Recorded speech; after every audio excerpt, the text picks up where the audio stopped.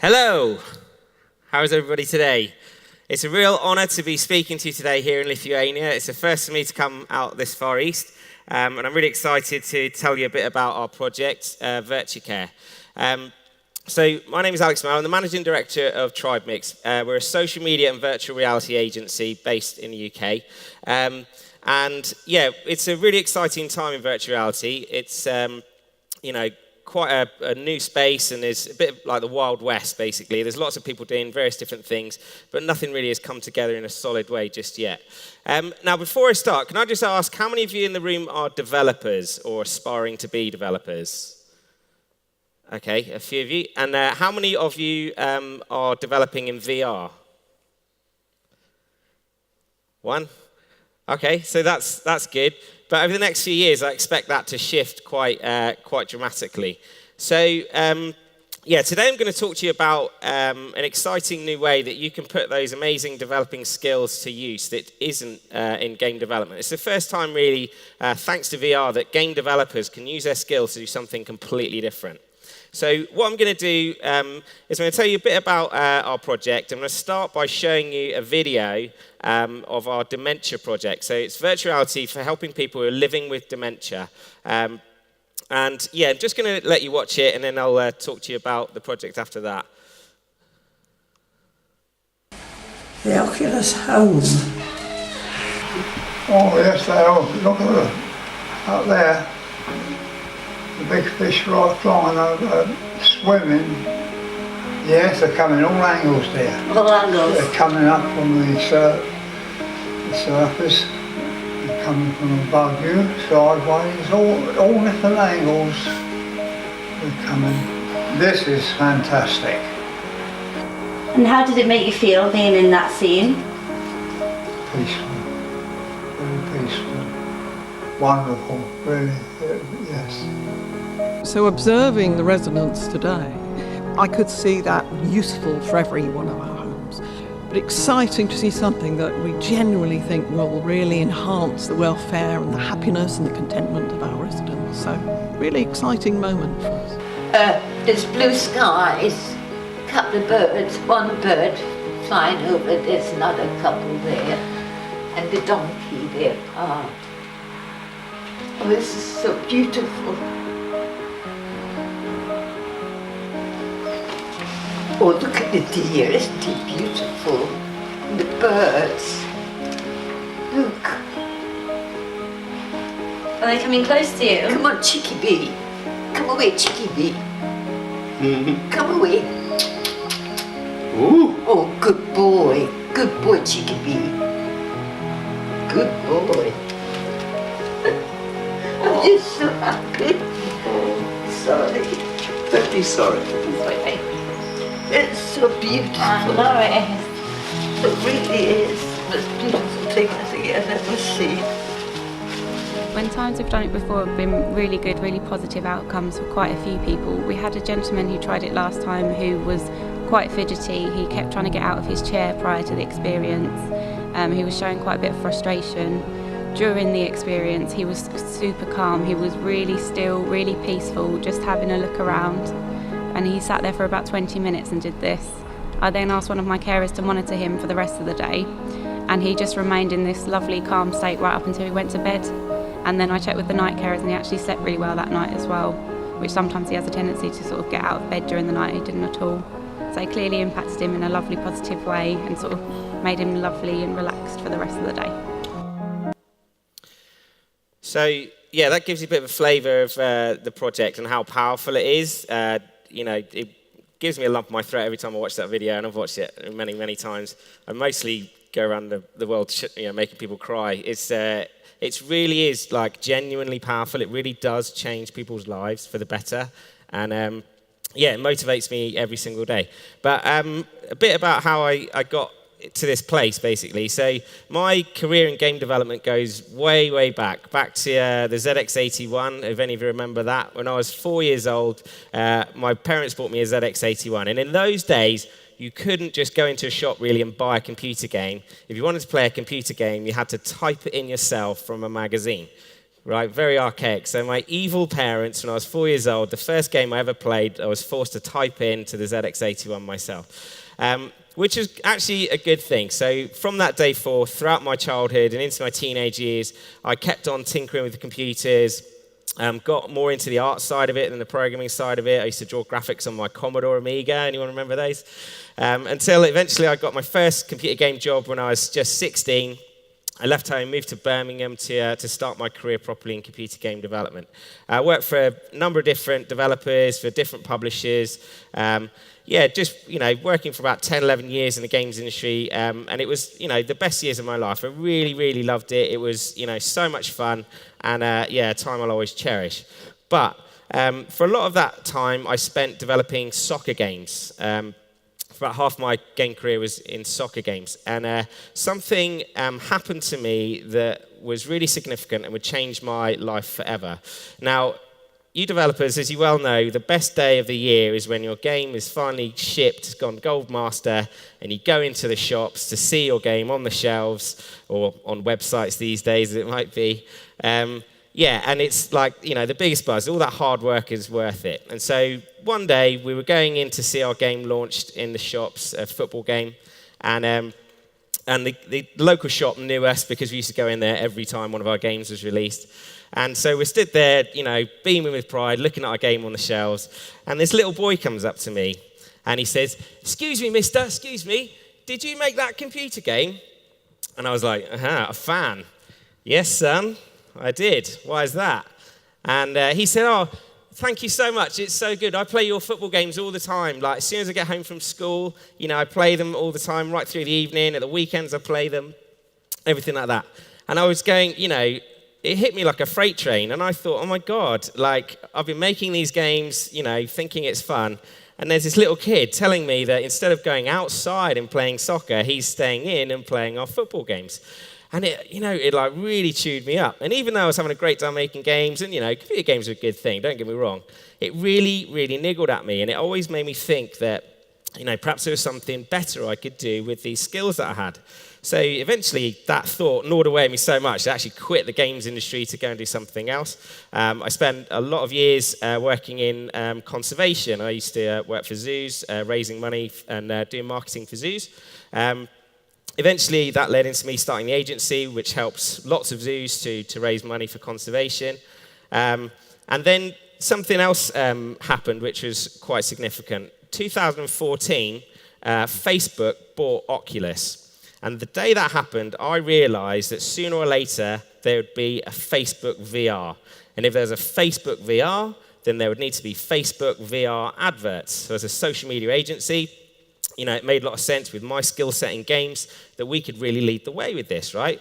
So we started making these VR adverts for our clients. So that's how we got into VR. And that was all great and everything. Our commercial clients thought it was wonderful. But then, a real human story here. Next door neighbors at home, Stan and Dulcie, they were 99 and 94 years old. And they were the most active centenarians you ever met in your life. They used to walk into town every day to do their shopping. They used to do the gardening. They used to do our gardening. They were like hyper go-go, almost 100 years old, and they were really, really active. And then one day, something really, really tragic happened. Walking back from town on one of their shopping trips, they're very old, frail people, and they just ran out of steam. They just couldn't carry the shopping home, and they just got stranded in the street halfway home from the shops. Didn't have a mobile phone, obviously, because they're far too old for that. And they were just stuck there for a while until, luckily, a passerby picked them up and brought them home. But the net effect of that was that they lost all their confidence, and they stopped leaving the house literally overnight. Just wouldn't go out the door at all. And this went on for a couple of months until I thought, wouldn't it be great if we could create a virtual reality experience to let them have an outdoor time, like a day out of the house, without the stress and anxiety of leaving the house. So that's how it all began. Now, we began by creating this nostalgic beach scene, which worked really well. And then I thought, do you know what? This is really, really effective. Maybe we should try this with some other people. So I knew a friend who worked in care homes, and I rang him up and I said, look, do you know any care homes who might be interested in letting us try this technology with their residents? And he said, well, yeah, there might be one. Here's a phone number. Give them a ring, see if they're interested. So you can imagine the phone call, can't you? Ringing up a care home saying, hello, is it all right if I come and try virtual reality on some of your old people, please? Thinking they would tell me to get lost completely. But luckily, they didn't. And that care home was Belmont in Hertford. And that person I spoke to was Stacey down there on the right. Luckily for me, they really understood what we were trying to do. They invited us in, and it actually created a great partnership, and they helped us to develop what is now Virtue Care Dementia, which is a product specifically designed to help people living with dementia using virtual reality technology. And the results you've just seen in the video. That video is a very, very tiny slice. We see those results day in, day out across many care homes now, which is really, really cool. Now, around the world, there's probably about 20 to 30 projects going on that are using VR in healthcare that we know about. They're on the main radar.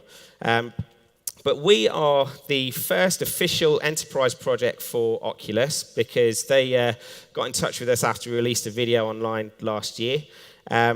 And we are the first company to actually have a customer base. A lot of people are testing phase, that kind of stuff. We actually have customers now, and we're just about to crank it up to go nationally and internationally through large-scale distribution. So we're, really an exciting time now. It's really good. So we've also been testing outside of dementia. So this chart was from a medical trial we did with Milton Keynes University Hospital. And what you can see here is a reported pain score. So what we did is we asked a group of 5 different patient types to tell us how much pain they were in before the VR experience, during the VR experience, and after the VR experience. Now, the red bars there, you can see are their pain scores before. Various levels of pain, some quite high there, mostly in the middle, kind of medium level pain. These patients were selected because they'd been in hospital at least 2 days, so they're out of that kind of like stressful zone. Now you can see before they got quite high pain, during 3 out of the 5 went to 0 pain, as in they felt no pain at all. And by the end, 4 out of 5 patients felt no pain at all. So quite a drastic reduction for most of those patients. We also asked them to report their stress and anxiety levels. And as you can see, again, these people are in hospital, so it's really stressful. They're, in not a good place. Very, very stressed and anxious. And then straight away, as soon as they start doing the VR experience, their stress levels and anxiety levels come back down to 0. So they're feeling completely different to when they did before. So really powerful stuff, and not just for dementia now. We're talking, pediatrics, so children in hospital, people with gastric problems, people with respiratory problems, people who've just come out of surgery. And we tried it with the elderly as well, who didn't have dementia.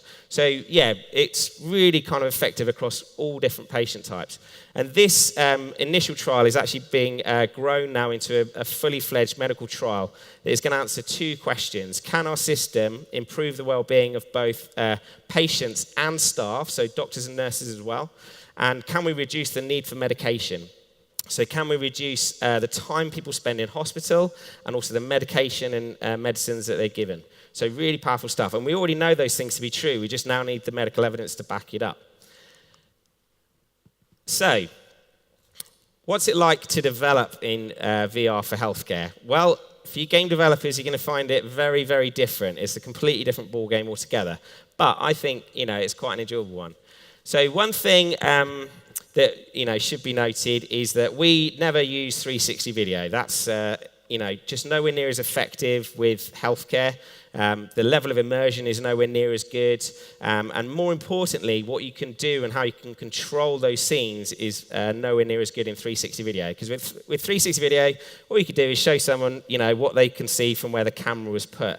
With real-time 3D, like the same way we use computer games, we can really carefully control every single aspect of that scene, how stimulating it is, how not stimulating it is, how things, how close things get, all those kinds of things. So yeah, we do it only in real-time 3D, and that's quite different to most other people out there, because most other people are using 360 video for healthcare in VR at the moment. We're using all the same tools as game developers usually use, so we use 3D Studio Max, Photoshop, and all of our software is built in Unity.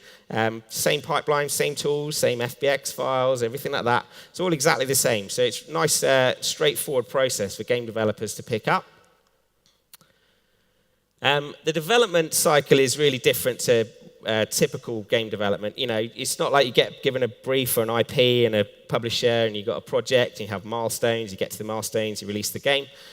With this, we are really, in a very agile situation. So we're getting feedback and ideas from the doctors. We're prototyping them quickly. We're putting them back into the hospitals. We're testing them with the patients. We're getting feedback. We're tweaking, day in, day out to make sure it's really, really, good for the patients. And then so on. And it's just growing and growing like that. It's really good fun development cycle. We don't have publishers to keep happy, which I love because I hate publishers. I'm sorry if there's anyone out there. But so we don't have these kind of, people who are just, very demanding about what they need. We've got a very different group of customers who are really kind of supportive and on board with what we're trying to do and helpful and, really helping us to, get the ideas through and test things as we go. It's much harder to make money. So bear in mind, there is no market for this. There isn't like an established status quo for VR in healthcare. When we're going into hospitals and care homes, you're straight away starting, having to convince people that this is even a thing, let alone a thing they should have and a thing that they should put their, very small budgets into. Luckily, though, VR is really cool. So when people put it on, they're kind of like, wow, this is awesome. And so, that helps a lot. Even at board level, it's quite funny to watch, these very serious directors and people like that go, rah, rah, rah, and then try on and go, oh my God, this is awesome. This thing does dolphin. Oh my God. So yeah, that never gets old. That's always fun. But yeah, it is harder to earn money. So, we're selling one-to-one directly to clients. They're buying the whole system and the software. So we're not going down the road yet of releasing this on app stores or anything like that. Perhaps, when the saturation of hardware is there, we will. But right now in healthcare, no one knows what a gaming PC is. They don't know what an Oculus Rift is. So it's, we have to sell the whole thing. The expectations are lower. So unlike a AAA game where people are, expecting, like gamers at home are expecting awesome graphics and effects and, wicked gameplay and all those kinds of things. Luckily, the expectations are much lower in healthcare because people are, just grateful to have that quite simple experience that really transforms their problem that they're having in hospital or in a care home. So, it's really more about function over form. So what problems can we solve for people? Like, can we help them to have more appetite? Or, we've got one experience where we take people to church, for example, because as they reach the end of their life, they want to reconnect with their faith, but they're stuck in hospital and they can't do that. So we can actually take them to watch a sermon in church. Things like that. So, we can actually solve particular problems, but without the need for really OTT graphics. So, some other projects that are happening in the world at the moment. So this is a project called Snow World. So these guys are working particularly in pain reduction with burns victims. So they've created a virtual reality experience where people can sit in this snowy type world, firing snowballs at penguins and things like that. So very, very cold feeling experience, completely opposite of being burnt. Because you might not realize this, but burns victims have to go in for treatment pretty much every day to stop their muscles and skin from seizing up. So it's a very painful process that they have to go through all the time. And this VR game that they created massively reduces pain. Now, these guys have got very similar results to us in terms of pain reduction. So we've seen about a 70% reduction in pain. Now, to put that in perspective, morphine gives you, in tests has shown a 30% reduction in pain. So VR is effectively twice as powerful as morphine in pain reduction. And as you can see, the graphics in this game are pretty basic, but the effect is very powerful. Another project, this one's really cool. So these guys have been using a combination of virtual reality and exoskeletons to help paralyzed people with spinal injuries to have limb function again. So many of you think, as I did before I found out about this, that if you have a spinal injury, that generally means that your spinal column is snapped and there's no connection. But actually, in reality, when you have a spinal injury, most of the time it's actually like this. It's like a kind of a frayed tear in your spinal column. And there's still connections that the brain just doesn't use that are actually there. So these guys have used VR to make people feel that they have a body again that moves, and they use the exoskeleton to move that body in tune with what they're seeing. The brain then starts to learn those patterns, and over a year of use, they've actually shown people who had no function whatsoever actually starting to get function return to their limbs. And you can imagine over a longer period of time, they may actually learn to walk again, even if they have a fractured spine. So really quite amazing.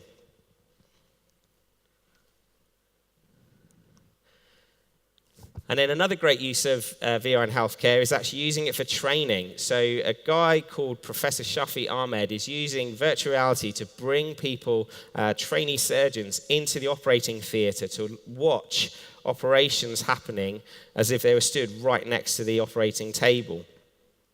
He's actually developed this into a whole course now called Medical Realities that surgeons can sign up to actually stand and watch operations of all different types happening to actually learn how to do them a bit better. So I'm just going to just wind up now with one last video before we take some questions. Now, this video is another project which is kind of a sub-project for us, which is called Virtucare Dreams. So in this video, what you're about to see is a wonderful story. So when we released our video back in the end of last year, it was very similar to the video, the one you saw. It went massively viral. It was seen over 10 million times in just a few days. Had loads of emails from all over the world, people saying, how can I get this for my mum? How can I get this for my dad? How can we get this for our care home? Which is just overwhelming, really. And then one email I got was from a lady called Julie, and she wrote to me and she said that her daughter had dreamt her whole life of running along a beach, but had never been able to because she suffers from severe cerebral palsy. Could we help? So it took me a little while, but we actually created an experience where Lucy, her daughter, could run along the beach and see her body below her and actually run along a beach like she was doing it like a normal person.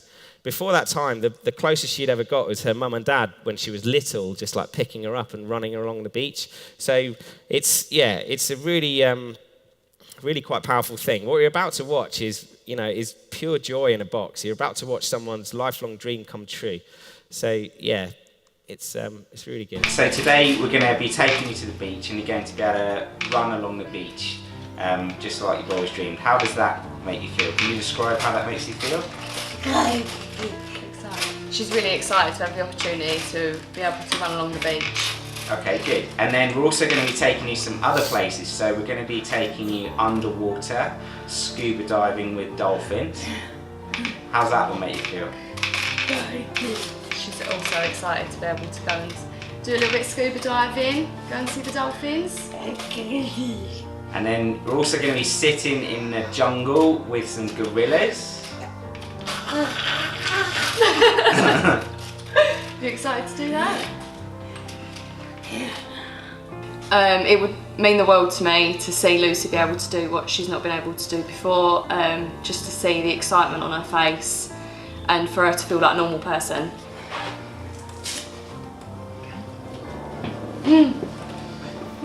What can you see? Look down and see if you can see a body. Can you see a body? Yeah, Yeah. There you go. Are you running?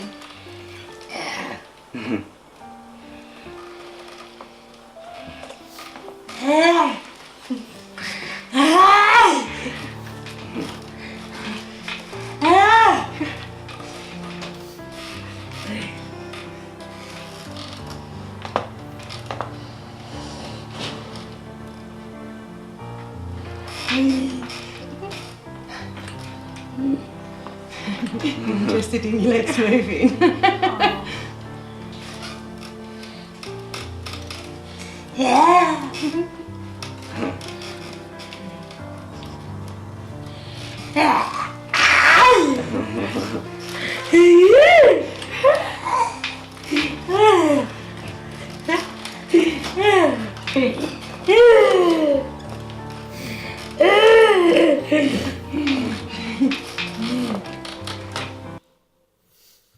So, yeah, that is it's just wonderful, isn't it? Like, just how much of a difference that technology can make to people's lives. So, they're really cut down versions of videos. There are more videos. If you want to see the full things, go on to virtue.care.